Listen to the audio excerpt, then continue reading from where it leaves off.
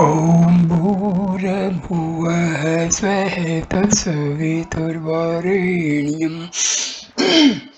भर्गो देवस्य धीमहि धियो यो नः प्रचोदयात्।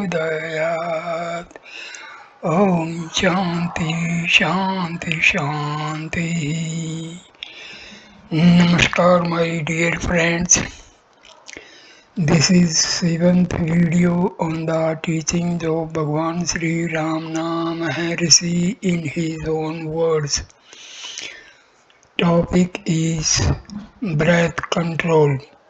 Breath control can have various meanings. It can be retention of breath or regulation of breathing according to a definite rhythm, or merely watching the breathing and remaining attentive to it. The Maharshi often authorized the use of breath control but did not as a rule specify what form it was to take, perhaps because those who asked for his authorization were usually practicing a form of it prescribed by some guru and merely wished to know whether they could continue to do so. He himself, although competent to authorize any practice, did not teach or prescribe the more technical forms of breath control. As there are elaborate treatises on the elements of Ashtanga Yoga, only as much as is necessary is written here. Anyone who desires to know more must resort to practicing yogi with experience and learn from him in detail. When he did specify what kind of breath control was to be practiced, it was usually just watching the breath, the type which is least likely to be harmful if practiced without guidance from a guru who specializes in this kind of technical indirect path. Mr. Prasad asked whether the regular form of breath control is not better, in which breathing in, holding the breath, and breathing out are to the rhythm of 1:4:2. Bhagwan replied, all such rhythms sometimes regulated not by counting but by incantations are aids for controlling the mind. That's all. Watching the breath is also one form of breath control. Holding the breath is more violent and may be harmful when there is no proper guru to guide the practitioner at every step. But merely watching the breath is easier and involves no risk. The Maharshi was careful in authorizing breath control to explain why it was used, that it was helpful simply as a step towards mind control. The principle underlying the system of yoga is that the source of thought is also the source of breath and vital force. Therefore, if one of them is effectively controlled, the other is also automatically brought under control.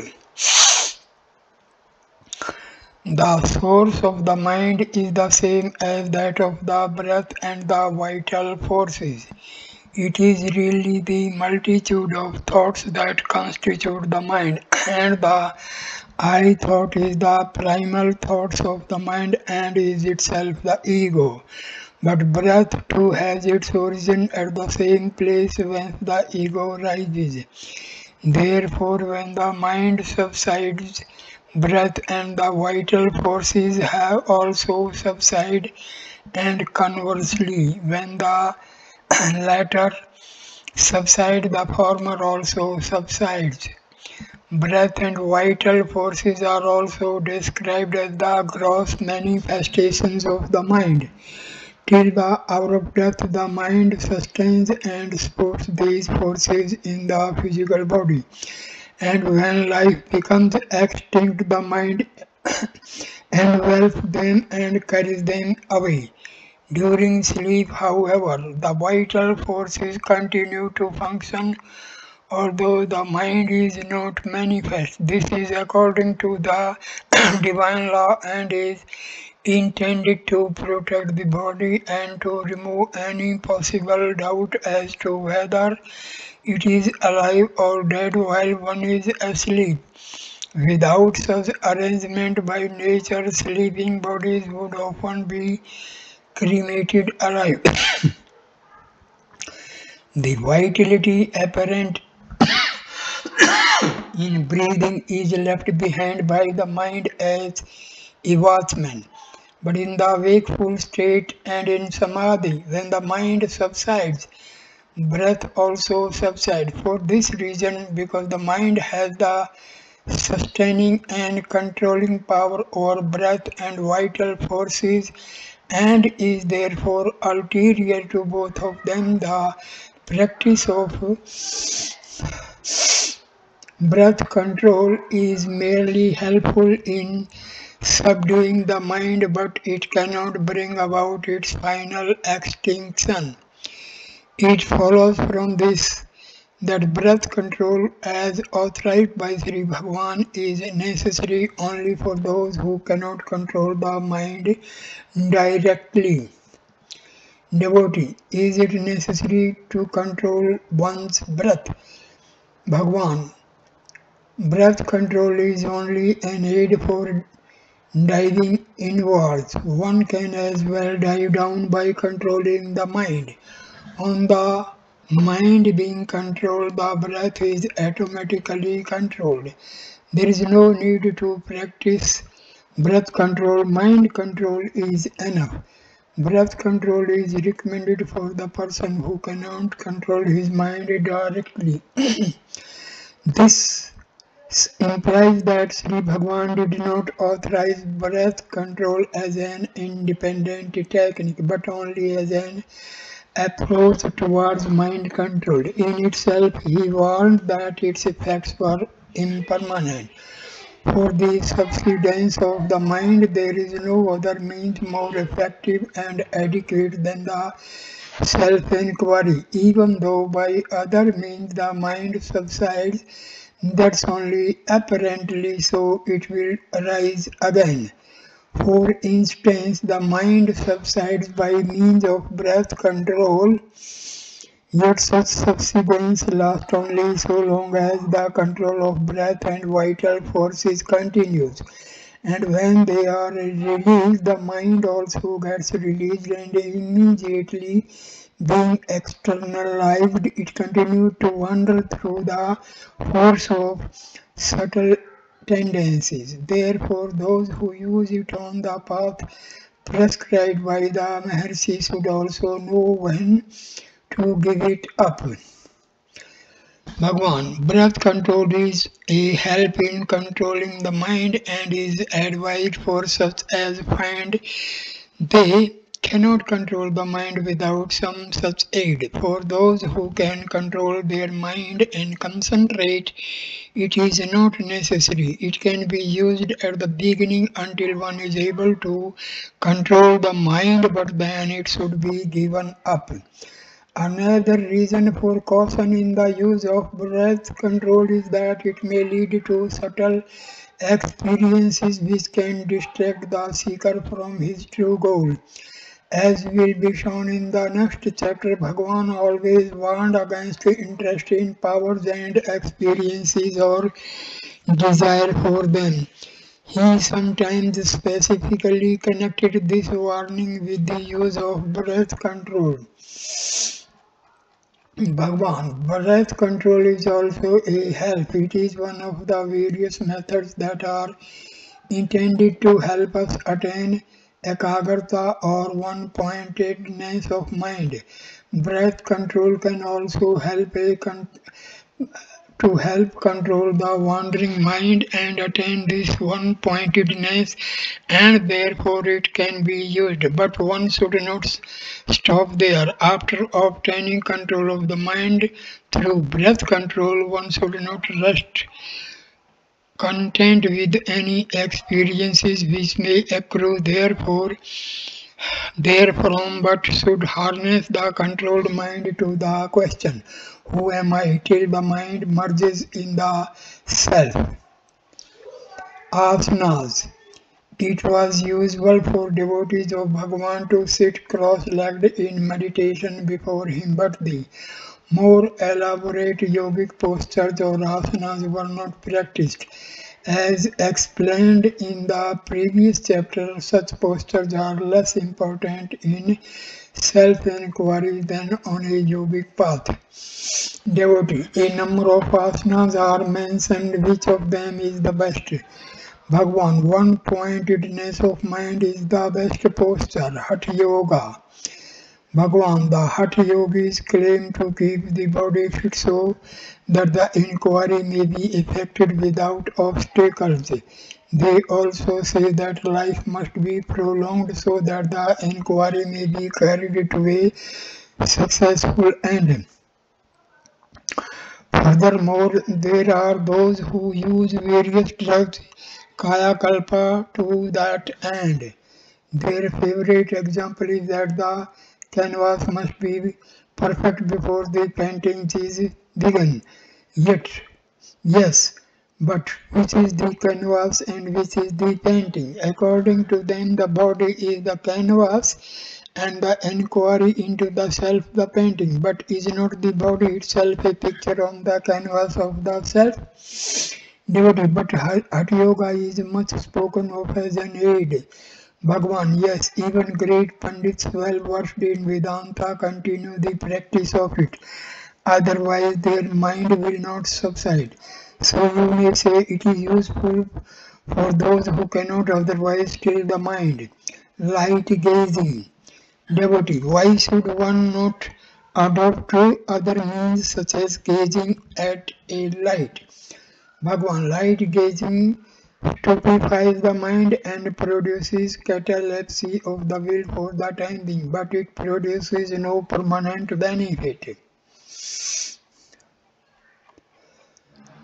Concentration on sound. There are those who concentrate on the hearing of sound, not any physical sound, but sound from the subtle plane. The Maharshi did not disapprove of this, but reminded them to hold on to the self and find out who it is that hears the sound. The concentration achieved is good, but does not itself lead far enough. Inquiry also is needed. A Gujarati gentleman said that he was concentrating on sound, nada, and desired to know if the method was right. Bhagwan. Meditation on nada is one of the various approved methods. Its adherents claim a very special virtue for it. According to them, it is the easiest and most direct method. Just as a child is lulled to sleep by lullabies, so nada soothes one to the state of samadhi. Again, just as a king sends his state musicians to welcome his son on his return from a long journey, so also nada takes the devotee into the Lord's abode in a pleasing manner. Nada helps concentration, but after it begins to be felt, the practice should not be made an end in itself. Nada is not the objective, the subject should firmly be held. Otherwise, a blank will result. Though the subject is there, even in the blank, one must remember his own self. Nada upasana, meditation on sound is good. It is better if associated with self-enquiry. Concentration on the heart or between the eyebrows. Concentration on the point between the eyebrows is a yogic practice. Bhagwan recognized its effect, especially when combined with incantation, but recommend concentration on the heart on the right side as being both safer and more effective. A Maharashtra lady of middle age who had studied Jnaneshwari and Vichara Sagra and was practicing concentration between the eyebrows had felt shivering and fear and did not progress. She required guidance. The Maharshi told her not to forget the seer. The sight is fixed between the eyebrows, but the seer is not kept in view. If the seer be always remembered, it will be alright. A visitor said, we are asked to concentrate on the spot in the forehead between the eyebrows. Is it that right? Bhagwan, everyone is aware that he exists, yet one ignores that awareness and goes about in search of God. What is the use of fixing one's attention between the eyebrows? The aim of such advice is to help the mind to concentrate. It is one of the forcible methods of checking the mind and preventing its dissipation.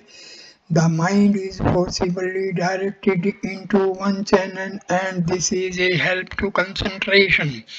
But the method of realization is the inquiry, who am I? The present trouble affects the mind and it can only be removed by the mind.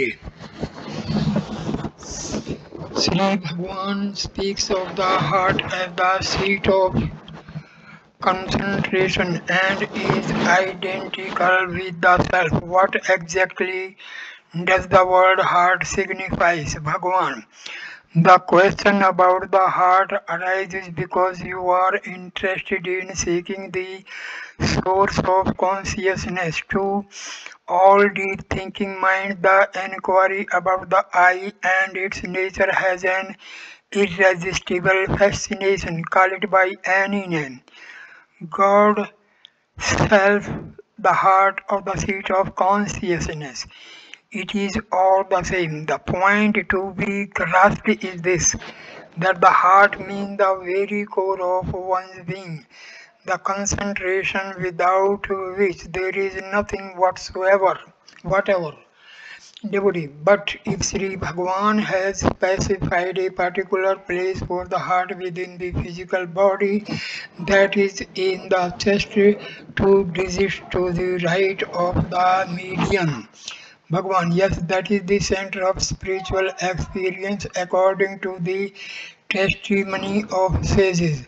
The spiritual heart center is quite different from the blood-propelling muscular organ known by the same name. The spiritual heart center is not an organ of the body.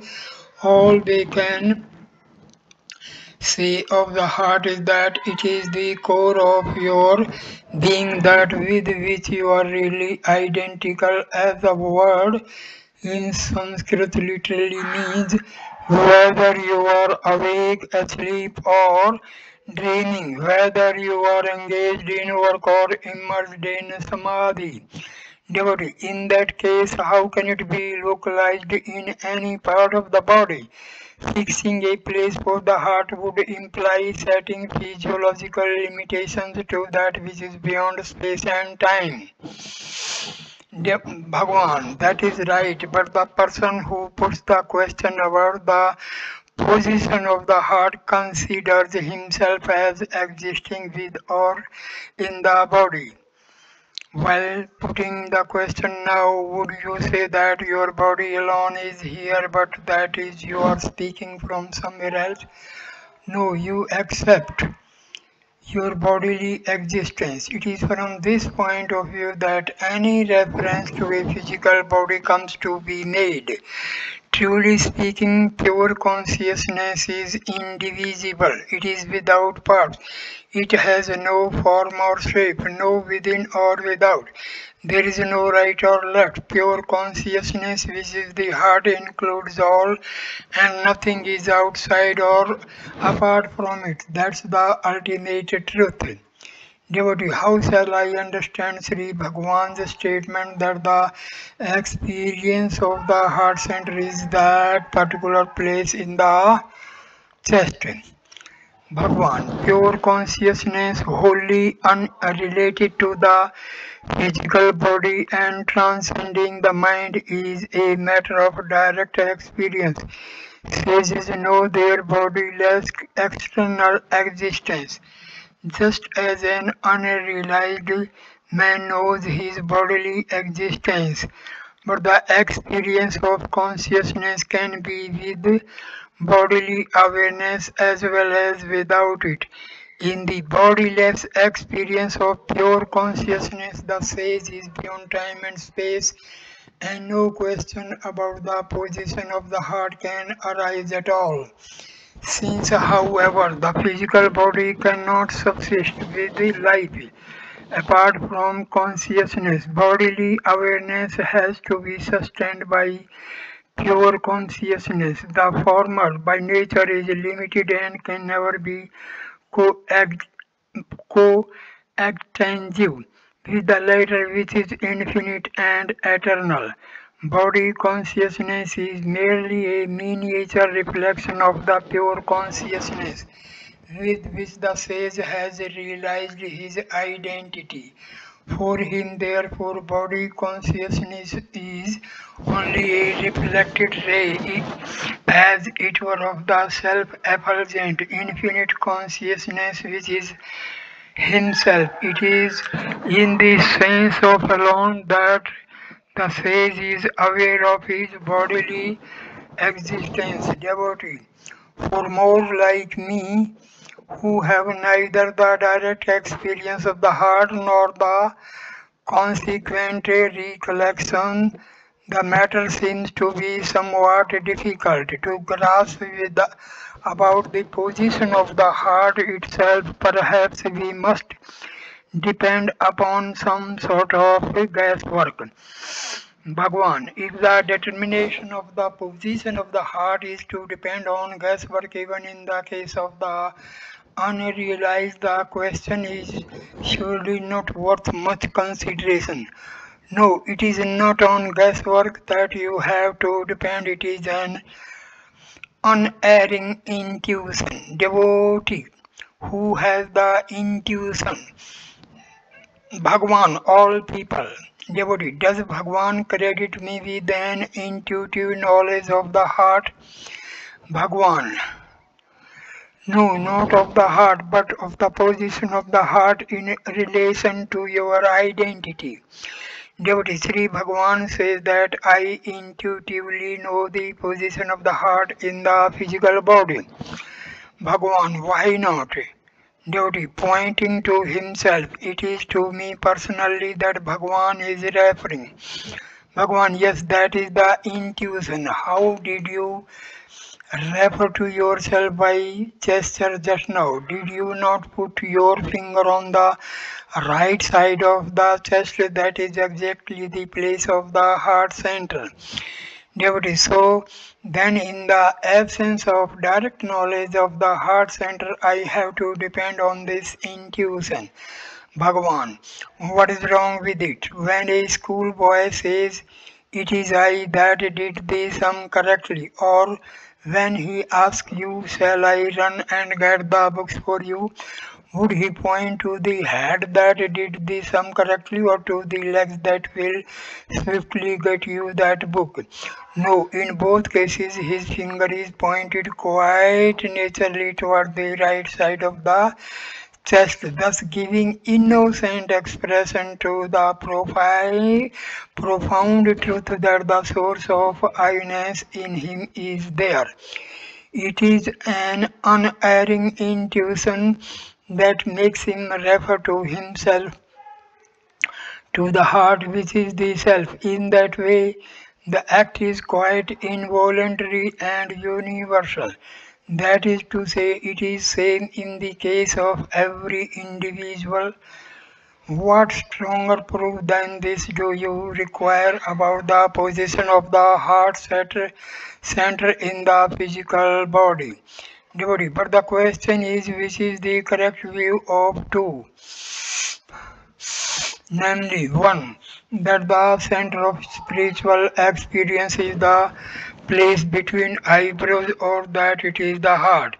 Bhagwan, for the purpose of practice, you may concentrate between the eyebrows if you like. It would then be bhavana or imaginative contemplation of the mind, whereas the supreme state of anubhava or realization with which you become wholly identified and in which your individuality is completely dissolved, transcends the mind, then there can be no objectified center to be experienced by you as a subject distinct and separate from it.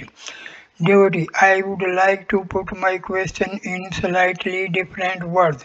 Can the place between the eyebrows be said to be the seat of the self? Bhagwan, you agree that the self is the ultimate source of consciousness and that it subsists equally during all the three states of mind. But see what happens when a person in meditation is overcome by sleep.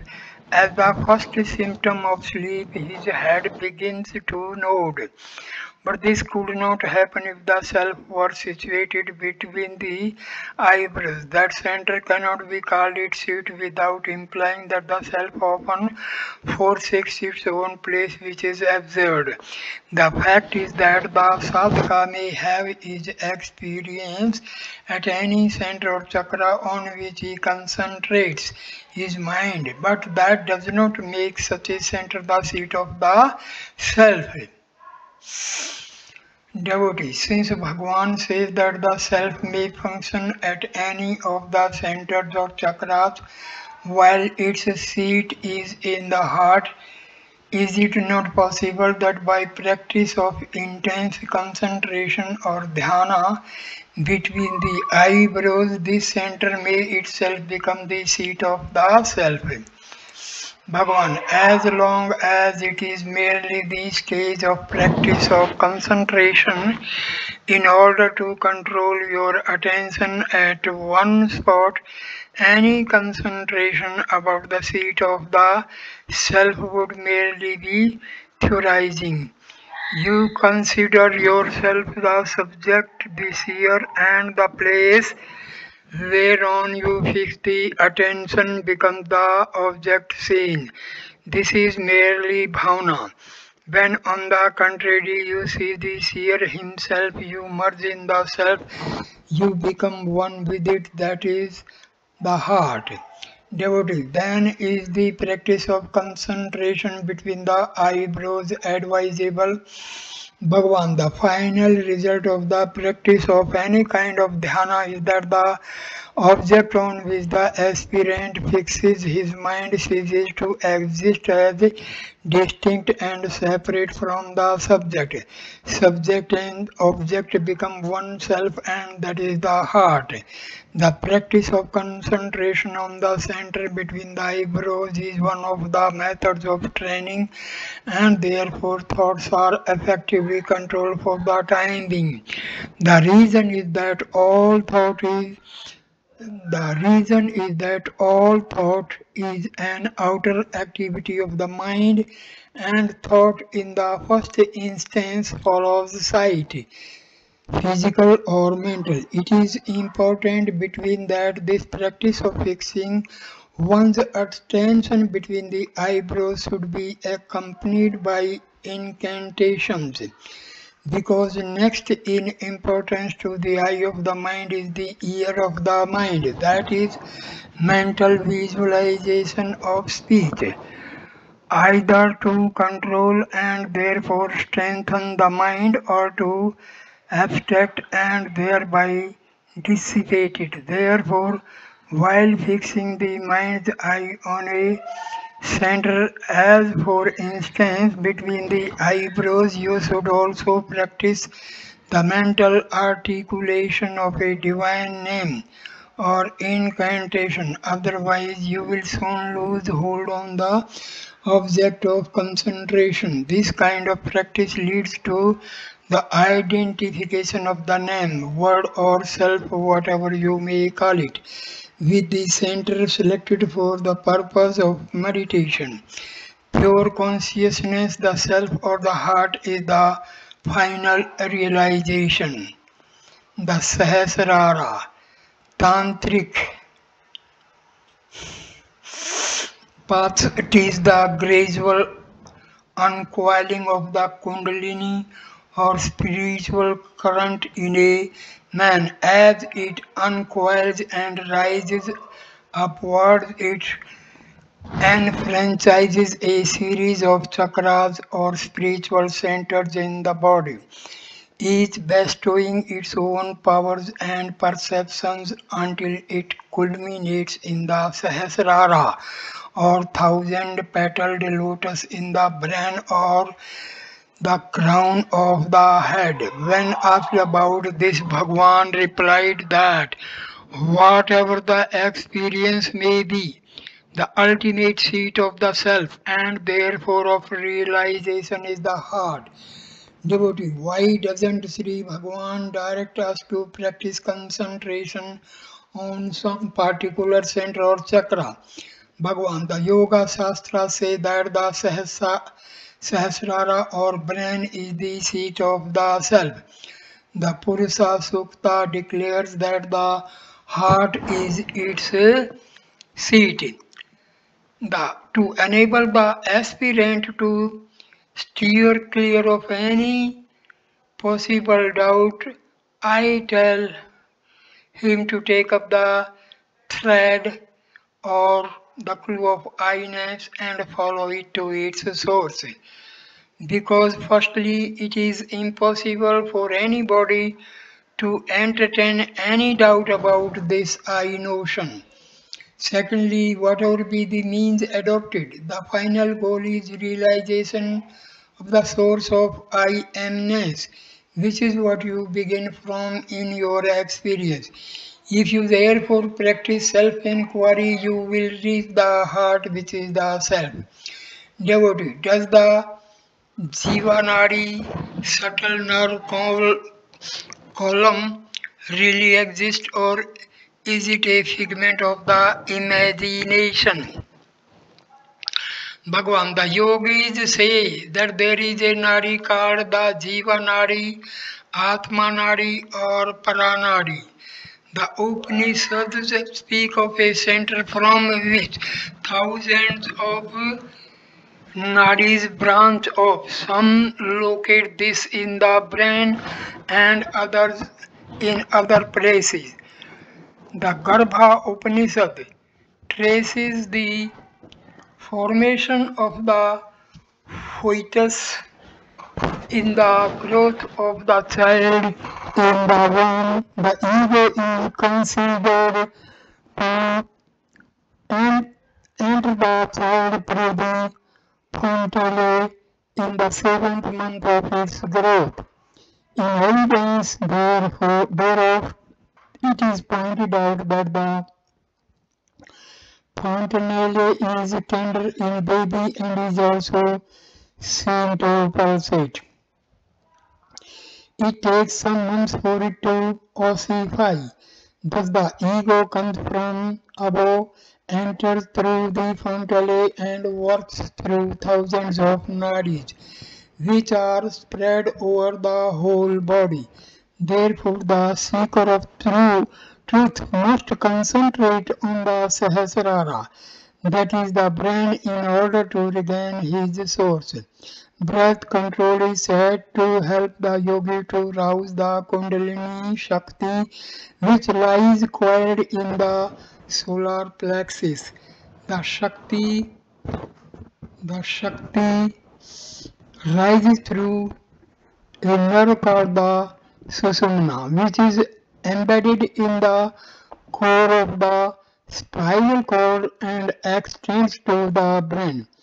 If one concentrates on the Sahasrara, there is no doubt that the ecstasy of Samadhi ensues.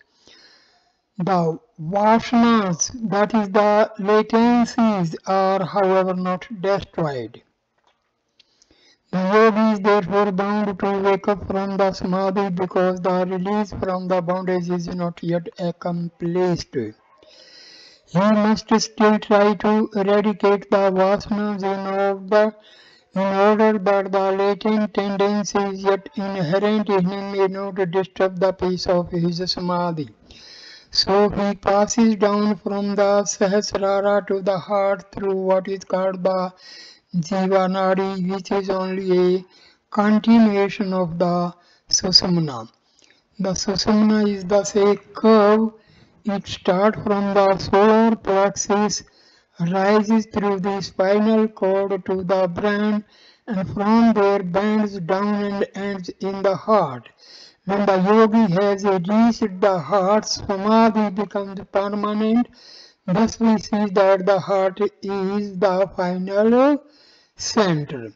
Some Upanishads also speak of 101 nadis which spread from the heart, one of them being the vital nadi. If the ego descends from above and is reflected in the brain, as the yogis say, there must be a reflecting surface.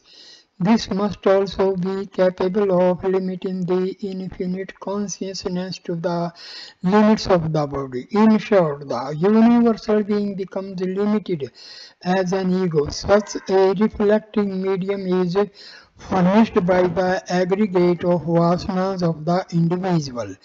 It acts like the water in a pot which reflects an object. If the pot is drained of its water, there will be no reflection. The object will remain without being reflected. The object here is the universal being consciousness, which is all-pervading and therefore immanent in all. It needs not be cognized by reflection alone. It is self-resplendent.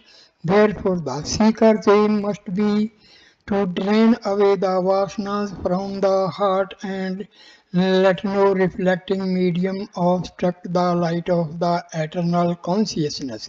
This is achieved by the search for the origin of the ego and by diving into the heart. This is the direct path to self-realization. One who adopts it need not worry about nadis, brain, sushumna, kundalini, breath control, and the six yogic center. The self does not come from anywhere, nor does it enter the body through the crown of the head. It is as it is, ever shining, ever steady, unmoving, and unchanging. The changes which are noticed are not inherent in the self, for the self abides in the heart and is self-luminous like the sun. The changes are seen in its light. The relationship between the self and the body or the mind may be compared to that of a clear crystal and its background. If the crystal is placed against a red flower, it shines red. If against green, it shines green, and so on. The individual confines himself to the limits of the changeable body or of the mind which derives its existence from the unchanging self. All that is necessary is to give up this mistaken identity, and that done, the ever-shining self will be seen to be the single non-dual reality. Silence. On the whole, the Maharshi did not approve of words of silence. If the mind is controlled, useless speech will be avoided, but abjuring speech will not quieten the mind. The effect cannot produce the cause. Devotee. Is not a way of silence helpful? Bhagwan, a vow is only a vow. It may help meditation to some extent, but what is the use of keeping the mouth shut and letting the mind run riot? If the mind is engaged in meditation, what need is there for speech? Nothing is as good as meditation. What is the use of a vow of silence if one is engrossed in activity? Diet. In general, although attaching little importance to physical aids to meditation, the Maharshi was insistent on the advantages of limiting oneself to sattvic, that is vegetarian and non-stimulating food. Regulation of diet, restricting it to sattvic food taken in moderate quantities is the best of all rules of conduct and the most conducive to the development of sattvic pure qualities of mind. They in turn help one in the practice of self-enquiry. The following is the conclusion of Self-Enquiry, the first book that he wrote. It is within our power to adopt a simple and nutritious diet and with earnest and incessant endeavor to eradicate the ego, the cause of all misery, by stopping all mental activity born of the ego. Can obsessing thoughts arise without the ego? Or can there be illusion apart from such thoughts? He also confirmed this when asked by devotee, are there any aids to concentration? Number one, concentration. Number two, casting of distractions. Physically, the digestive and other organs are to be kept free from irritation. Therefore, food is regulated both in quantity and quality. Non-irritants are eaten, avoiding chilies, excess of salt, onion, wine, opium, and so on. Avoid constipation, drowsiness, and excitement, and all foods which induce them. Mentally take interest in one thing and fix the mind on it. Let that interest be self-absorbing to the exclusion of everything else. This is dispassion, vairagya, and concentration. Mrs. Pigot returned from Madras for a further visit and asked questions on concerning diet. Mrs. P. What diet is suitable for a person engaged in spiritual practice? Bhagwan, sattvic food in moderate quantities. Mrs. P. What food is sattvic? Bhagwan, bread, fruit, vegetables, milk and such things. Mrs. P. Some people in the north eat fish. Is that permissible? To this question, Bhagwan did not reply. He was always reluctant to criticize others, and this question was inviting him either to do so or to change what he had said.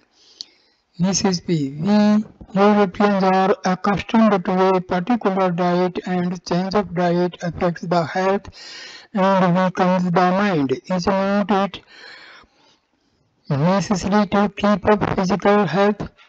Bhagwan, quite necessary. The weaker the body, the stronger the mind grows. Mrs. B. In the absence of our usual diet, our health suffers and the mind loses strength. It will be noticed that Bhagwan and Mrs. Pigot were using the term strength of mind in different meanings.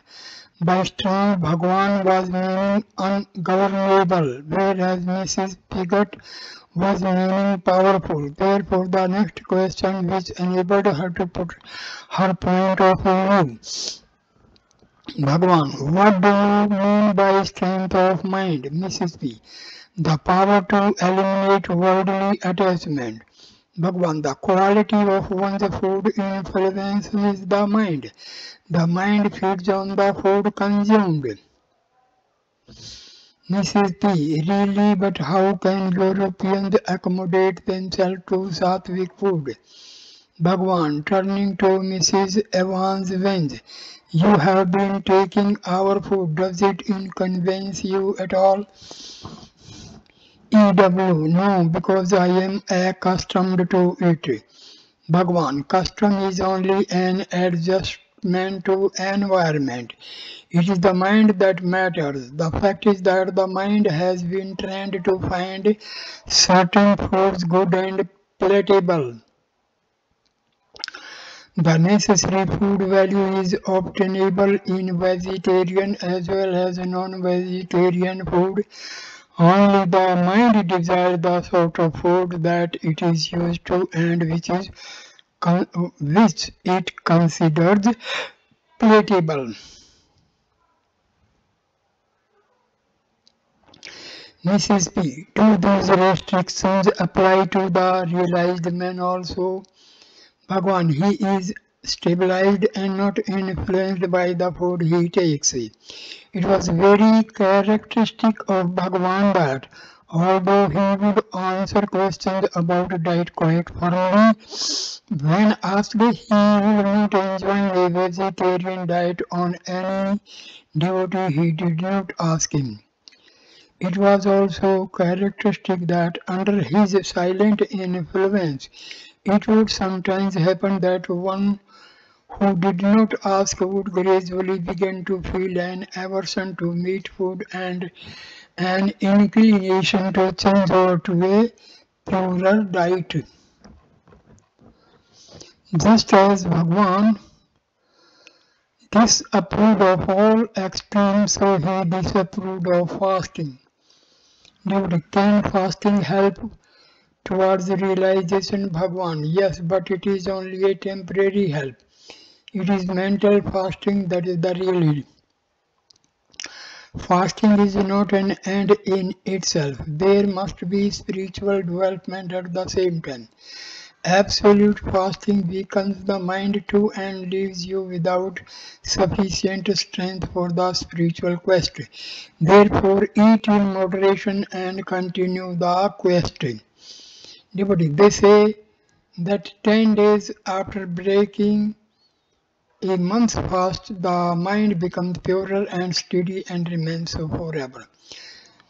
Bhagwan, yes, but only if the spiritual quest has been kept up right through the fasting. Celibacy. There is no need to say much about celibacy since it has been dealt with in an earlier chapter. It is normal in India that all those who do not renounce the world to become sadhus marry. Bhagwan always insisted that brahmacharya is living constantly in Burma.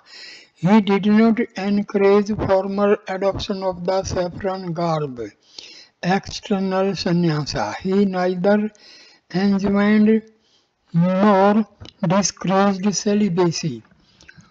Though occasionally he did evince interest in births and marriages among the devotees. Bhakti. We come now to Bhakti Marga, the path of the love and devotion, worship and surrender. This is usually considered the very antithesis of self-inquiry, since it is based on the presumption of duality of worshipper and worshipped, lover and beloved. Whereas self-inquiry presumes non-duality. Therefore, theorists are apt to presume that if one is based on truth, the other must be based on error. And in expounding one, they only too often condemn the other. Bhagwan not only recognized both these paths but guided his followers on them both. He often said, there are two ways, ask yourself, who am I, or surrender. Many of his followers chose the latter way. Devotee, what is unconditional surrender? Bhagwan. If one surrenders completely, there will be no one left to ask questions or to be considered. Either the thoughts are eliminated by holding on to the root thought I, or one surrenders unconditionally to the higher power. These are the only two ways to realization. Self-inquiry dissolves the ego by looking for it and finding it to be non-existent there, whereas devotion surrenders it, therefore both come to the same ego-free goal, which is all that is required. Bhagwan, there are only two ways to conquer destiny or to be independent of it. One is to inquire whose this destiny is, to discover that only the ego is bound by it and not the self, and that the ego is non-existent. The other way is to kill the ego by completely surrendering to the Lord, realizing one's helplessness and saying all the time, not I but thou, O Lord, giving up all sense of I and mine and leaving it to the Lord to do what He likes with you. Surrender can never be regarded as complete so long as the devotee wants this or that from the Lord. True surrender is the love of God for the sake of love and nothing else, not even for the sake of salvation. In other words, complete effacement of the ego is necessary to conquer destiny. Whether you achieve this effacement through self-inquiry or through self-bhakti marga. The spark of spiritual knowledge, jnana, will consume all creation like a mountain heap of cotton. Since all the countless worlds are built upon the weak or non-existent foundation of the ego, they all disintegrate when the atom bomb of knowledge falls on them. All talk of surrender is like stealing sugar from a sugar image of Ganesha and then offering it to the same Ganesha. You say that you offer up your body and soul and all your possession to God, but were they yours to offer? At best you can say, I wrongly imagined till now that all these which are yours were mine. Now I realize that they are yours and I shall no longer act as though they were mine. And this knowledge that there is nothing but God or the self, that I and mine do not exist, and that only the self exists, is jnana. He often explained, however, that true devotion is a devotion to the self, and therefore it comes to the same as self-inquiry. It is enough that one surrenders oneself. Surrender is giving oneself up to the original cause of one's being.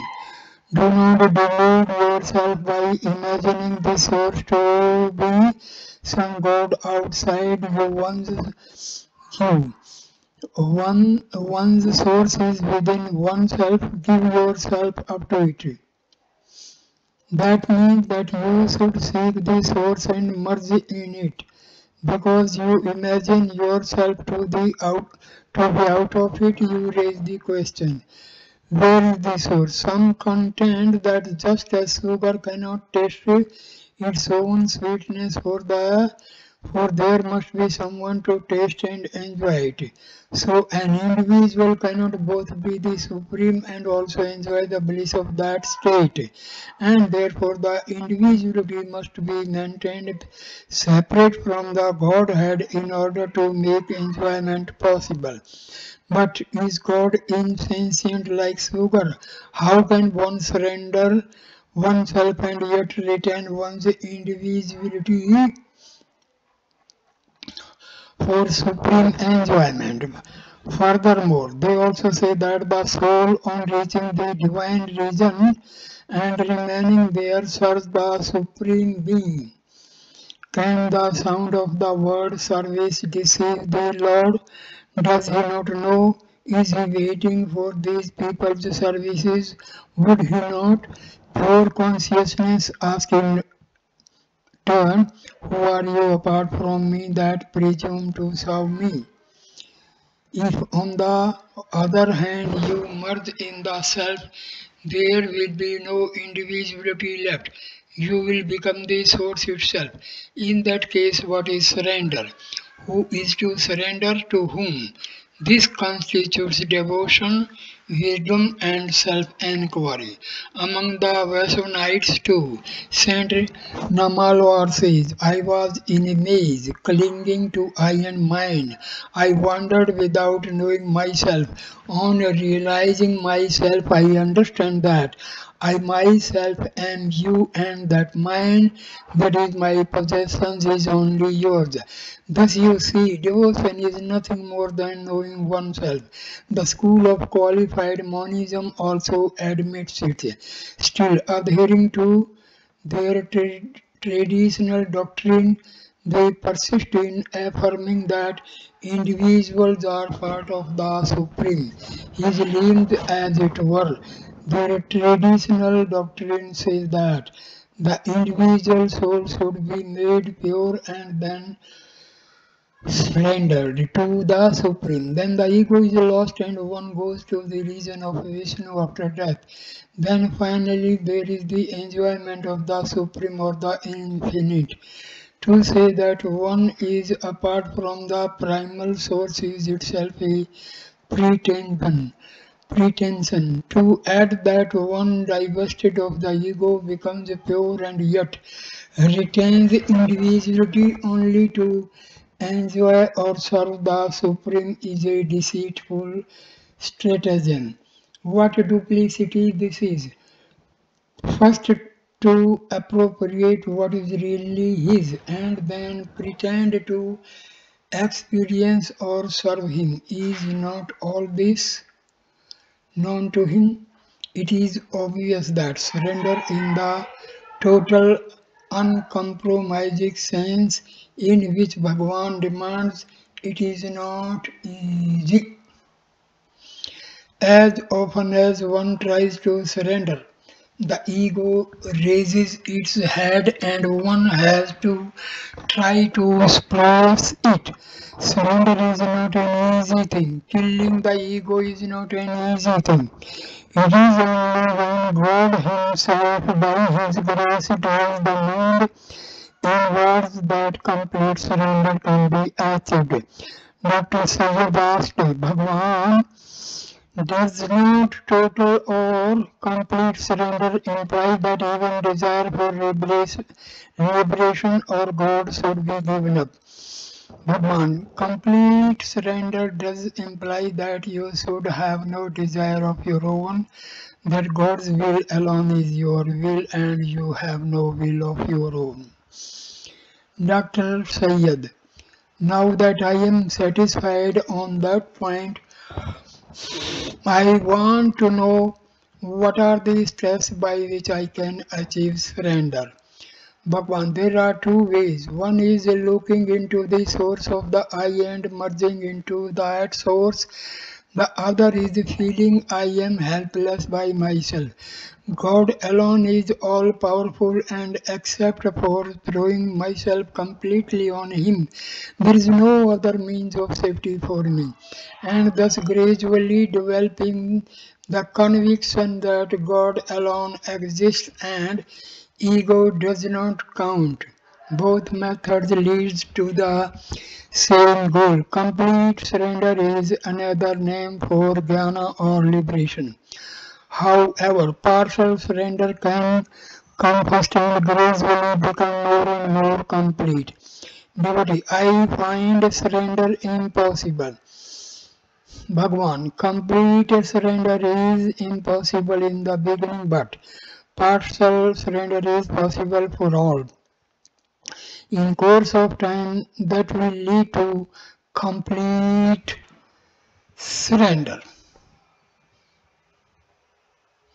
The dualist may, however, object that the devotional path approved by Bhagwan is not that which they have in mind, since theirs presupposes the permanent duality of God and worshipper. In such cases, as in the last sentence of the following dialogue, Bhagwan would raise the discussion about theory. Binding them, first achieve the surrender to a separate God or which they spoke, and then see whether they had any further doubts. The state we call realization is simply being oneself, not knowing anything or becoming anything. If one has realized, then he is that which alone is and which alone has always been. He cannot describe that state. He can only be that. Of course, we talk loosely of self-realization for want of a better term. But how is one to realize or make real that which alone is real? What we all are doing is realizing or regarding as real that which is unreal. This habit has to be given up. All spiritual effort under all systems is directed only to this end. When we give up regarding the unreal as real, then reality alone will remain and we shall be that. The Swami replied, this exposition is all right in the framework of non-duality, but there are other schools which do not insist on disappearance of the triad of knower, knowledge and known as the condition for self-realization. There are schools which believe in the existence of two and even three eternal entities. There is the Bhakta, for instance, in order that he may worship there must be a God. Bhagwan, whoever objects to his having a separate God to worship so long as he needs one. Through devotion he develops until he comes to feel that God alone exists and that himself does not count. He comes to a stage when he says, not I but thou, not my will but thine. When that stage is reached, which is called complete surrender in Bhakti Marga, one finds that effacement of the ego is the attainment of the self, which need not call whether there are two entities or more or only one. Even according to dualists and according to Bhakti Marga, complete surrender is necessary. Do that first and then see for yourself whether the one self alone exists or whether there are two or more.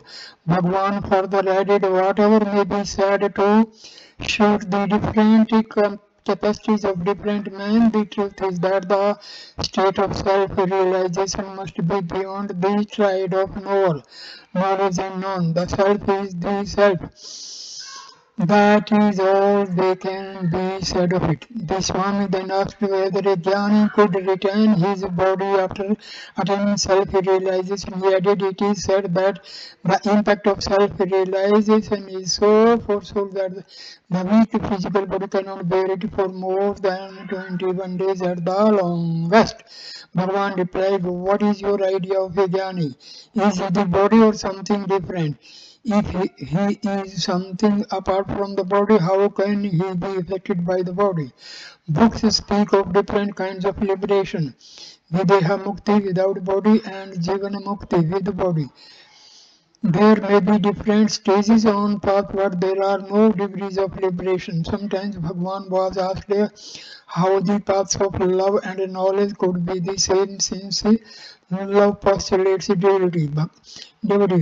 Love postulates duality. How can the self be the object of love? Bhagwan, love is not different from the self. Love of an object is of a lower type and cannot endure, whereas the self is love. God is love. For those who whose temperament and state of development demanded it. The Maharshi approved of ritualistic worship which usually accompanies a devotional path. A visitor said to the Bhagwan, priest prescribed various rituals and forms of worship, and people are told that it is a sin not to observe them. Is there any need for such ritual and ceremonial worship? Bhagwan, yes, such worship is also necessary. It may not help you, but that does not mean that it is necessary for no one and is no good at all. What is necessary for the infant is not necessary for the graduate. But even the graduate has to make use of alphabet to learn in the infant class. He knows its full use and significance. Worship might also take the form of concentration on one of the Hindu gods, that is one of the modes in which Hindus conceive of God. Devotee, what are the steps of practical training? Bhagwan, it depends on the qualifications and nature of the seeker. Devotee, I worship an idol. Bhagwan, go on doing so. It leads to concentration of mind.